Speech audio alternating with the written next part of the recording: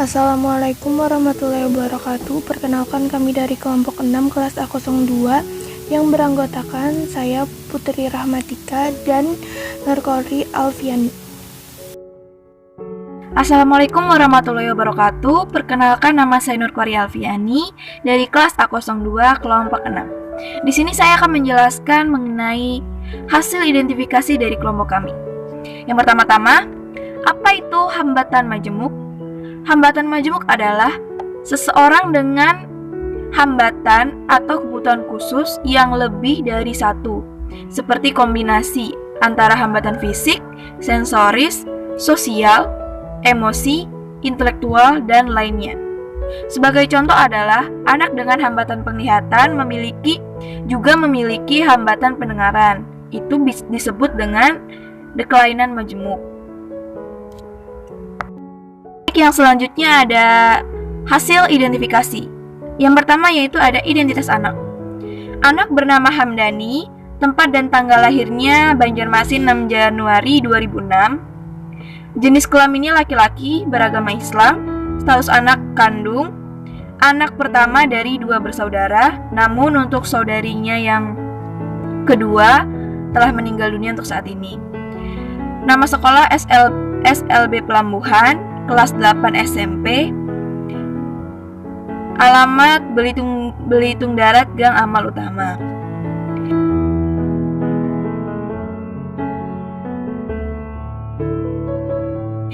Kemudian untuk riwayat kelahiran dan perkembangan anak. Untuk riwayat kelahiran, perkembangan masa kehamilannya normal. Penyakit pada masa kehamilan yaitu orang tua ada penyakit hipertensi. Untuk usia kandungan normal 9 bulan.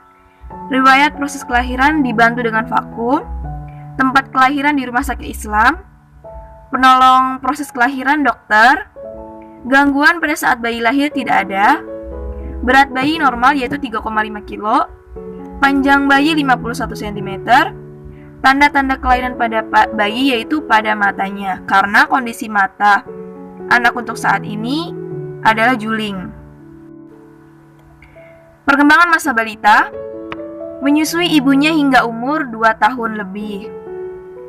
Minum susu kaleng hingga umur untuk susu kaleng, karena anak tidak menyukai susu kaleng, jadi anak tidak minum. Imunisasi lengkap, pemeriksaan atau penimbangan rutin. Kualitas makanan cukup baik dan kuantitasnya juga cukup banyak.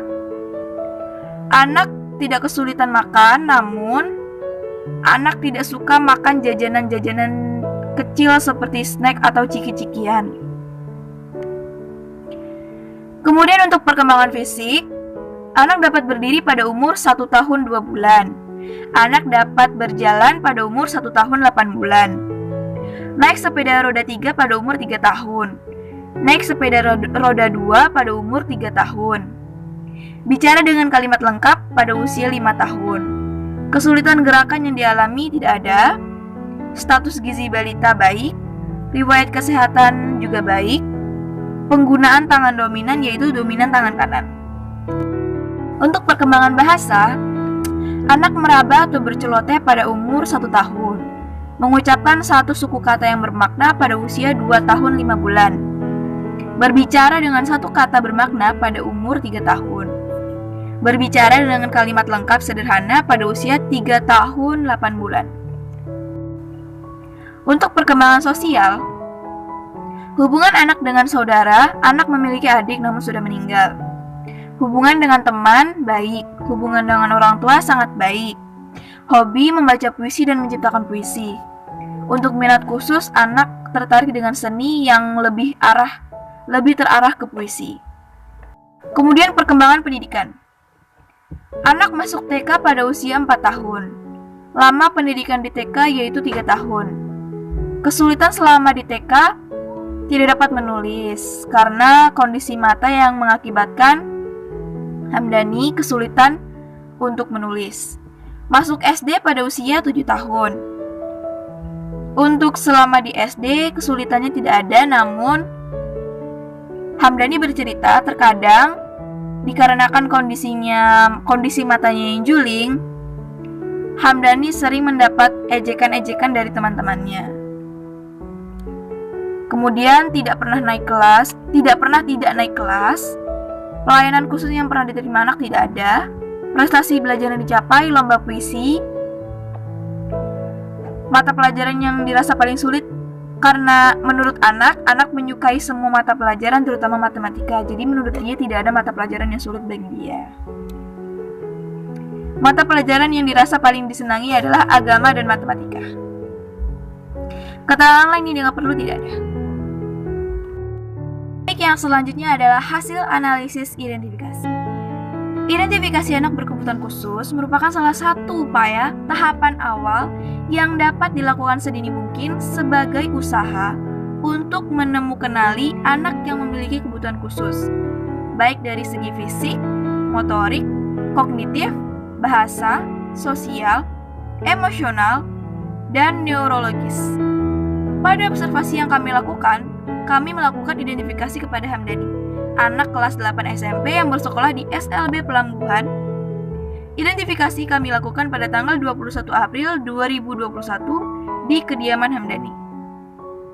Selain melakukan identifikasi kepada Hamdani, kami juga mengumpulkan data anak melalui wawancara kepada guru kelas Hamdani yang mana sebelumnya sudah merekomendasikan kami untuk mengobservasi Hamdani. Berdasarkan identifikasi yang telah kami lakukan menggunakan beberapa instrumen identifikasi, menunjukkan bahwa Hamdani mengalami hambatan pada matanya, yaitu low vision, dengan kondisi juling, dan juga mengalami hambatan pada intelektualnya, yaitu tunagrahita. Pada penglihatannya, Hamdani menunjukkan beberapa gejala yang kurang melihat atau kabur. Beberapa gejala yang dialami oleh Hamdani yaitu tidak dapat menulis mengikuti garis lurus, sering meraba dan tersandung ketika berjalan, seperti yang telah dikatakan oleh guru kelas bahwa dahulu awal masuk sekolah, Hamdani memang sering mengalami kesulitan dalam bermobilitas. Dikarenakan penglihatannya mengalami hambatan, walaupun begitu, ketika telah mendapatkan pembelajaran di sekolah, Hamdani telah lebih berkembang dalam gerak mobilitasnya.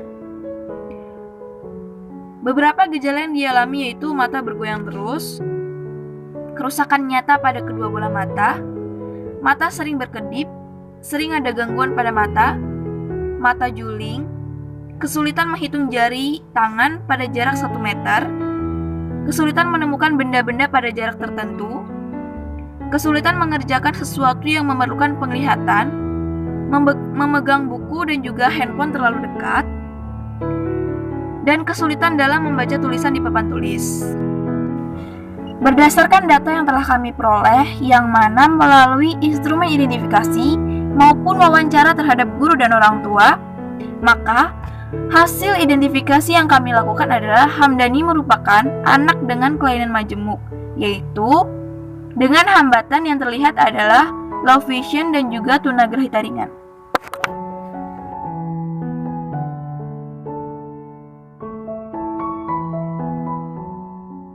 Bismillahirrahmanirrahim. Assalamualaikum warahmatullahi wabarakatuh. Baik, saya akan menjelaskan tentang gambaran layanan intervensi anak dengan kelainan majemuk pada masa pandemi COVID-19. Yang pertama ada layanan intervensi guru. Yang pertama ada profil sekolah. Nah, nama sekolah adalah SLBN Pelambuhan, NPSN 30304496, nomor statistik sekolah 101156 002100. Provinsi Kalimantan Selatan, Otonomi Daerah Banjarmasin, Desa atau Kelurahan Pelambuhan, Kecamatan Banjarmasin Barat, Jalan dan nomor Barito Hulu, RT 47, nomor 20.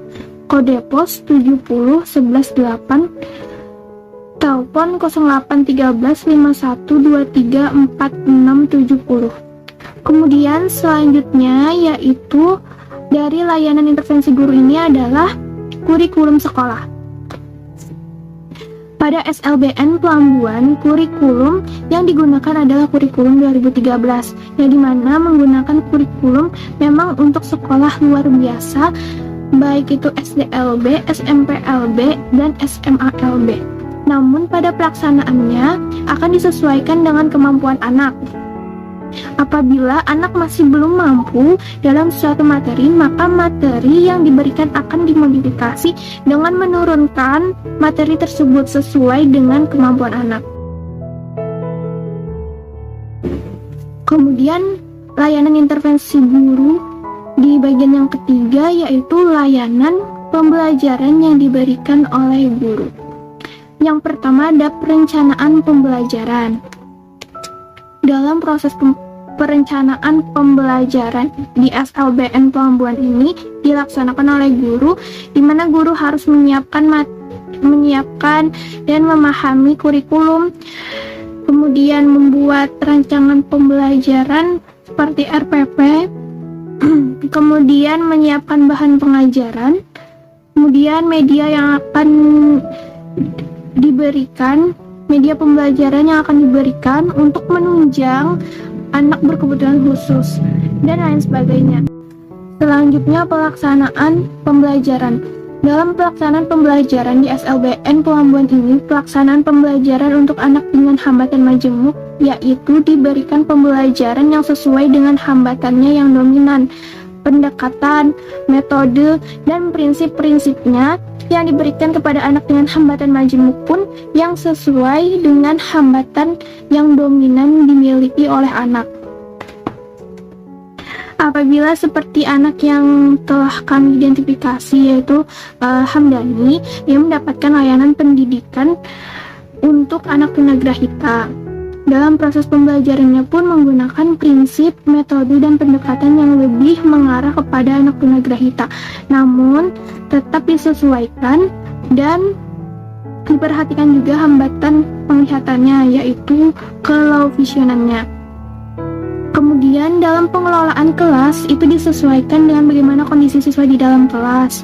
Apabila terdapat 12 orang siswa di dalam kelas, maka guru pengajar di dalam kelas ada 3 orang. Kemudian seperti di kelas Hamdani itu terdapat 5 orang.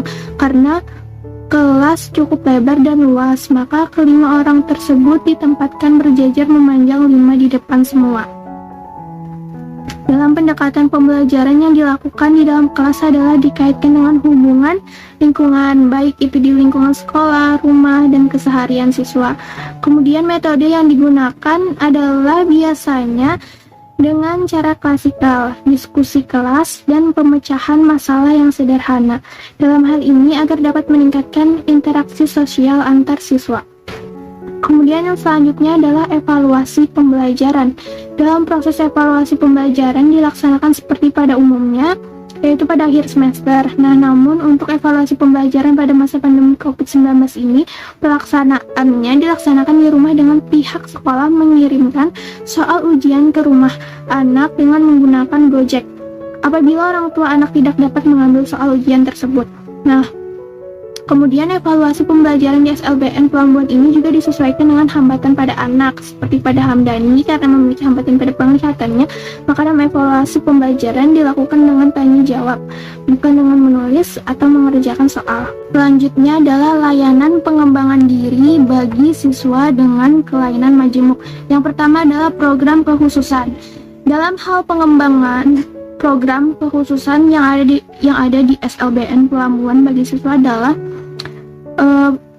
ada pelaksanaan pembelajaran tambahan setelah pulang sekolah.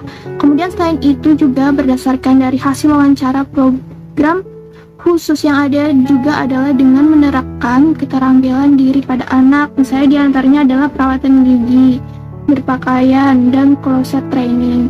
Untuk masa pandemi seperti ini, hampir semua program kekhususan tidak dapat dilaksanakan dikarenakan dalam memberikan program ini harus dilakukan secara praktek, sehingga keterbatasan media dan alat dalam pelaksanaannya selama pandemi ini. Kemudian selanjutnya yaitu keterampilan atau vokasional. Dalam Dalam keterampilan vokasional ini terdapat berbagai macam keterampilan yang diberikan untuk siswa. Di antaranya adalah kemampuan berwirausaha, boga, menjahit, kecantikan, desain grafis, menjahit sasirangan, dan kriya kayu dan melukis. Hal ini bertujuan agar anak memiliki skill dalam keterampilan sesuai dengan minat yang ia miliki. Selain itu juga dapat mengajarkan anak menjadi lebih mandiri dan termotivasi.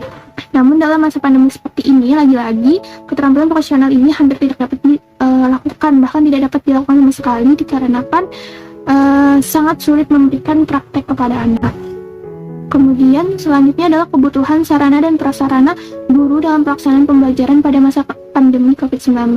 Untuk pada masa pandemi seperti ini, sarana dan prasarana yang diperlukan adalah seperti kuota internet untuk mengirim tugas. Namun apabila anak memang terkendala dengan kuota internet ataupun jaringan, atau tidak memiliki handphone, maka sarana dan prasarana anak dapat ditunjang menggunakan multimodul yang akan diambil oleh orang tua seminggu sekali dan dikumpul seminggu sekali. Kemudian selanjutnya yaitu kendala yang dihadapi guru dalam pemberian layanan intervensi dengan anak siswa dengan kelainan majemuk. Kendala yang dirasakan oleh guru juga adalah dalam layanan intervensi ini yaitu kerjasama dengan orang tua yang masih minim, sehingga kadang komunikasi orang tua dan guru itu tidak berjalan dengan baik dan berimbas pada anak kurang mendapatkan dalam proses pembelajarannya di rumah. Kemudian kendala yang lainnya juga adalah tentunya seperti biasa yaitu jaringan internet yang sering dikeluhkan, baik itu dalam hal guru mengirimkan pembelajaran kepada anak ataupun sebaliknya anak yang mengirimkan hasil tugas ke guru, yang mana hal ini akan menghambat siswa dalam proses pembelajaran.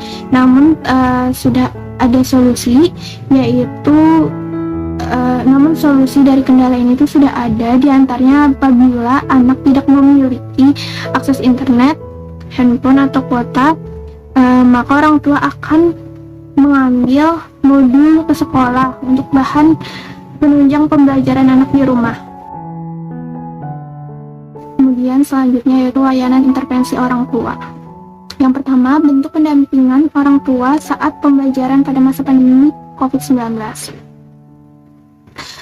Baik, bentuk pendampingan orang tua diantaranya adalah dengan memperhatikan apa saja tugas rumah anak yang diberikan oleh sekolah. Kemudian orang tua dan guru selalu berkomunikasi dan berkoordinasi mengenai pembelajaran yang diterima oleh anak. Selain itu, orang tua juga bisa menciptakan suasana belajar yang baik dan nyaman walaupun di rumah. Orang tua juga memberikan perhatian lebih kepada anak seperti apabila tidak terdapat jaringan internet atau terdapat kendala dalam belajar online, orang tua dapat ke sekolah untuk mengambil modul sebagai sarana untuk menunjang pembelajaran anak. Nah, kemudian yang selanjutnya yaitu kendala yang dihadapi orang tua dalam memberikan pendampingan pembelajaran pada masa pandemi COVID-19. Kendalanya itu adalah orang tua tidak sepenuhnya dapat mendampingi anak ketika proses pembelajaran di rumah dikarenakan kesibukan orang tua untuk mengerjakan pekerjaan rumah dan juga mencari nafkah untuk keluarga. Nah, kemudian kendalanya juga ada pada jaringan internet yang terkadang tidak stabil ataupun kendalanya tidak memiliki handphone untuk sarana belajar anak. Selain itu juga kendala diantaranya adalah orang tua tidak paham bagaimana membantu anak berkebutuhan khusus dalam belajar. Kemudian yang selanjutnya itu dukungan sarana dan prasarana pembelajaran yang disediakan orang tua pada masa pandemi COVID-19. Berdasarkan mengenai dukungan sarana dan prasarana yang disediakan oleh orang tua, tentunya itu sangat kompleks dan banyak untuk menunjang pembelajaran yang saat ini pada masa pandemi COVID-19 ini. Nah, orang tua itu dalam mendukung pembelajaran anak saat ini melalui online tentunya harus menyediakan handphone yang memiliki koneksi internet. Kemudian dukungan orang tua mengenai sarana dan prasarana ini adalah menciptakan suasana belajar yang baik dan nyaman pada anak sehingga anak tidak merasa bosan. Kemudian yang tidak kalah pentingnya adalah orang tua harus mengerti apa saja yang dibutuhkan anak yang menunjang proses pembelajaran anak di rumah. Kemudian yang keempat yaitu layanan terapi yang diikuti siswa dengan kelainan majemuk pada masa pandemi COVID-19. Pada layanan terapi, anak tidak ada mengikuti terapi apapun, baik itu selama pandemi COVID-19 maupun sebelum adanya pandemi COVID-19. Baik, kesimpulan dari presentasi kami adalah berdasarkan dari penjabaran yang telah kami lakukan, dapat disimpulkan bahwa anak tersebut memiliki kelainan ganda atau memiliki hambatan majemuk, yaitu low vision dan tunagrahita, di mana menurut kami kelainan pada anak lebih besar pada hambatan penglihatannya. Karena segala keterbatasan dan kemampuan yang dialami oleh anak disebabkan karena kemampuan melihatnya yang terganggu. Kemudian yang kedua yaitu, namun dengan intervensi dini yang telah dilakukan oleh orang tua dan juga guru, anak sekarang memberikan dampak yang positif sehingga anak dapat beradaptasi dengan lebih baik terhadap lingkungannya. Bahkan anak terlihat sangat aktif ketika kami berkunjung, sangat terbuka dan ramah terhadap orang baru yang belum pernah ditemui sebelumnya.